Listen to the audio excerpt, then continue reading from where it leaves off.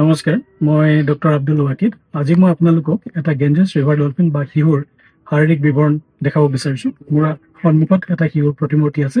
এতিয়া যদি আমি ক্লজলি চাওঁ তেতিয়াহ'লে এইটো হৈ গ'ল শিহুৰ মুখখন, যাক আমি ৰষ্ট্ৰম বুলি কওঁ। তাৰ লগতে আপোনালোকে দাঁত দেখিব। তাৰ ওপৰৰ ফালে যদি আমি চাওঁ, এইটো শিহুৰ হেড পৰ্চন, আৰু হেড পৰ্চনটোৰ এইটো চাইডে এইটো এটা চকু আছে। গতিকে শিহুৰ চকুটো খুব সৰু আৰু ই স্বাভাৱিকভাৱে অন্ধ, অৰ্থাৎ ই এটা ব্লাইণ্ড ৰিভাৰ ডলফিন। তাৰ ওপৰৰ ফালে আমি যদি চাওঁ তেতিয়াহ'লে আমি এটা ফুটা দেখিম। এই ফুটাটো হৈ গ'ল শিহুৰ নাক, অৰ্থাৎ শিহুৰ নাকটো মূৰৰ ওপৰৰ ফালে থাকে, যেনেকে সামুদ্ৰিক ডলফিন বা তিমিৰ থাকে।